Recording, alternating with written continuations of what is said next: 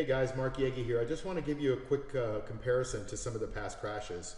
If you know me, you know that I study technical analysis or charting because I believe that charts are emotions on paper, basically. And so what you're seeing here is that in the middle of your screen is the 1987 crash. You can see how emotional it was. It was almost a warning. Every day these markets were closing at the bottom of their daily range. Most of these, 1, 2, 3, and then a couple of skips. 1, 2, 3, and then the big drop.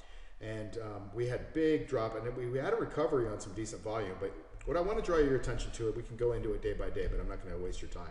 I just want to show you this pattern called the dreaded H. It's evident in every major stock, whether it's a market, a stock, a Bitcoin, a gold, whatever. You'll see it everywhere. And so I'll show you how this works. This is the big leg of the H, and then you'll see it. It'll hump up, and it'll come down, and it'll try to test that low. This wasn't a really good test, but nonetheless, it was a bottoming process. So you can see this is where we are now. It's a consolidation in here that is consolidating, and that's what's going on. It's just going back and forth until it finally can break free from that in this area. So that's a dreaded H pattern. I want you to just look at how that pattern shapes out, right? You see that H there? Okay, now let's go to 2009. So we'll see that crash of 2009 here. See if you see the same pattern.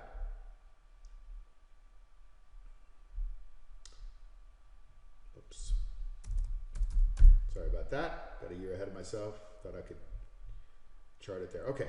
So notice it's not as severe. I mean, it was a big deal because this was a long trend down. It was a big, long bear market. Most people think it was a crash, but it happened over a long period of time. But you can see it capitulated down in here. It made its H there, right? And then it tried to do its hump. It's a small one, not enough time for it to really do a hump. Tested the bottom, but here's the H. If you can see that pattern here, you can see that it tested that bottom. It went even lower, which means that it was basically a new low. But that dreaded H is not good. If it like right in this spot, you could tell that it needed to recover there, and if it didn't, it was going to go lower, and it did. So now notice that it has to make another H pattern. It has to go from this spot down to this spot, making this H, and then it finally bottomed in March of 09, and we were off to the races. And here's what we have today.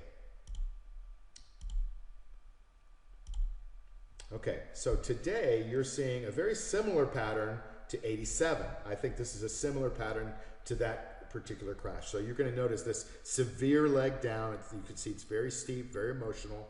And then we're trying to make this bottoming pattern, right? So we're in this is the big part of the H. And then here's the hump. And now we're coming back down, and everybody's thinking it was great because we got a 400-point gain today or whatever in the Dow. But it was on such low volume, which basically tells us there's no conviction. There's not a lot of buyers. Not a lot of sellers today either because it popped up, but on the buying days, you want to see lots of buying. That's an indication of strength. So just wanted to draw your attention that we're early in this bottoming process. We talked about this a couple of weeks ago, and we're going to still talk about it because it's going to be a long time before the bottom is found in this market. We're going to still need to go back and test these lows on the New York Stock Exchange just under 9,000. I think it's about 8,800. All right, so I just wanted to show you that.